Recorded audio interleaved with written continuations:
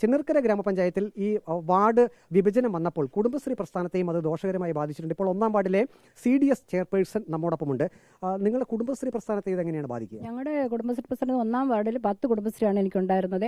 അതിപ്പോൾ 4 വാർഡിലോട്ട് മാറിയിരിക്കുകയാണ്. അത് വളരെ ബുദ്ധിമുട്ടായിട്ടുള്ളൊരു കാര്യമാണ്. 1-ാം വാർഡ്, 14-ാം വാർഡ്, 2-ാം വാർഡ്, 15-ാം വാർഡ് അങ്ങനെ മാറിയിരിക്കണം. അത് വളരെ ബുദ്ധിമുട്ട്. അതുതന്നെയല്ല, ഈ 1-ാം വാർഡിലെ കുടുംബശ്രീ അംഗങ്ങൾ ലോൺ എടുത്തിട്ടവർക്ക് ഇപ്പോൾ 14-ാം വാർഡ് കൊണ്ടടയ്ക്കണം.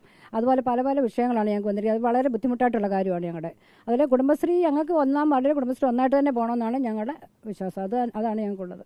അതായത് ഈ ലോൺ ഉൾപ്പെടെയുള്ള കാര്യങ്ങൾക്ക് ഇനിയും പ്രശ്നങ്ങൾ വരും അല്ലേ?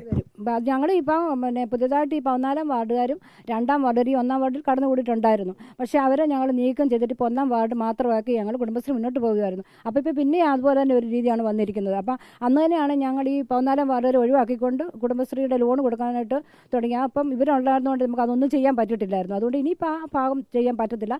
1-ാം വാർഡിലെ കുടുംബശ്രീ ഒന്നായിട്ട് തന്നെ പോകണമെന്നാണ് ഞങ്ങളുടെ വിശ്വാസം. നെല്ലാനിക്കുന്ന് എന്നൊരു വാർഡ് നേരത്തെ ഉണ്ടായിരുന്നു. അത് വിഭജിച്ചാണ് ഈ നെല്ലാനിക്കുന്ന് നോർത്ത്, സൗത്ത് എന്നിങ്ങനെ മാറ്റിയത്. ഈ പത്തനംതിട്ട നഗരസഭയിലും ഇതേ പ്രശ്നം തന്നെയുള്ളൂ. ഇപ്പോൾ മുൻ നഗരസഭാ ചെയർപേഴ്സൺ സുരേഷ് കുമാർ കൂടി നമ്മോടൊപ്പം ഉണ്ട്. ഈ കളക്ടറേറ്റ് വാർഡാണ് പുതുതായി വന്നിരിക്കുന്നത്. അതുകൊണ്ട് എന്തെല്ലാം പ്രായോഗികമായിട്ട് ബുദ്ധിമുട്ടുകളുണ്ട്? പ്രായോഗികമായ ബുദ്ധിമുട്ടെന്ന് പറഞ്ഞു കഴിഞ്ഞാൽ ഇപ്പം ഈ വാർഡ് വിഭജനം നടത്തേണ്ട രീതിയിലല്ല നടത്തിയിരിക്കുന്നത്. ഇത് തികഞ്ഞ ഒരു അശാസ്ത്രീയമായ രീതിയിലാണ് നടത്തിയിരിക്കുന്നത്. ഈ വാർഡ് വിഭജനം നടത്താൻ വേണ്ടി അവർ തീരുമാനിച്ചെങ്ങനെയാണെന്ന് വെച്ച് കഴിഞ്ഞാൽ സ്മാർട്ടിലുള്ള ആ വീടുകളുടെ എണ്ണം അനുസരിച്ച് സ്മാർട്ടിൽ കൂടിയാണ് വീടുകളുടെ എണ്ണം നിശ്ചയിക്കാൻ വേണ്ടി തീരുമാനിച്ചത്. സ്മാർട്ടിലുള്ള ഒരു വിഷയം എന്താണെന്ന് വെച്ച് കഴിഞ്ഞാൽ പല വാർഡുകളിലും ഈ സ്മാർട്ട് എടുക്കുമ്പോൾ അത് റെസിഡൻഷ്യൽ ബിൽഡിങ്ങിൽ, അതായത് വാസഗൃഹങ്ങൾ അനുസരിച്ച് വേണം വിഭജിക്കേണ്ടത്.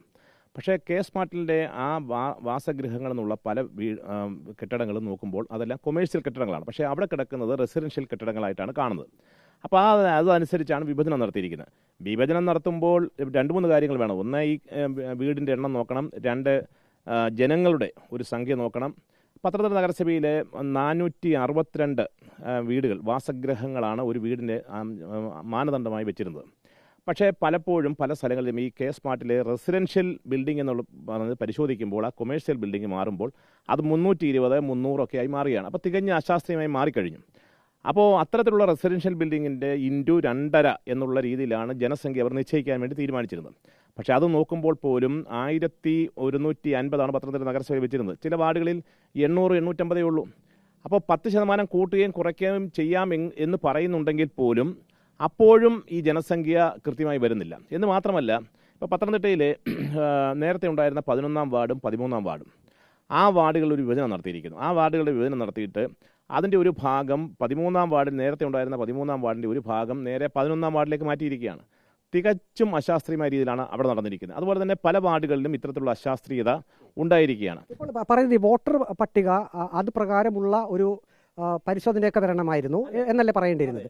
സ്മൃതി, ഒരു കാര്യം കൂടി, ഇപ്പോൾ ഞാൻ നിൽക്കുന്ന ഈ സ്കൂളിൻ്റെ കരമടയ്ക്കുന്ന കാര്യത്തിലും വലിയ പ്രശ്നങ്ങൾ വരും. കാരണം നേരത്തെ സൂചിപ്പിച്ചതുപോലെ ഈ സ്കൂൾ 2ആയി വിഭജിക്കപ്പെട്ട് അത് 1-ാം വാർഡിലും ഒപ്പം തന്നെ 15-ാം വാർഡിലും ആയിപ്പോയ സ്ഥിതിക്ക് അങ്ങനെയുള്ള ഈ സ്കൂളിൻ്റെ രേഖകൾ, ഒപ്പം തന്നെ ടാക്സ് അടയ്ക്കുന്നതിൻ്റെ പ്രശ്നങ്ങൾ എല്ലാം ഉണ്ട്. ഒരാൾ കൂടിയുണ്ട്. ഇപ്പോൾ നിങ്ങൾ ഈ വീട്ടുകാരെ സംബന്ധിച്ചൊരു ബുദ്ധിമുട്ട് കൂടിയല്ലേ? അതെ, തീർച്ചയായിട്ടും ഇത് ഭയങ്കര ബുദ്ധിമുട്ടാണ്. നമ്മുടെ അഡ്രസ്സും കാര്യങ്ങളും എല്ലാം മാറുമല്ലോ.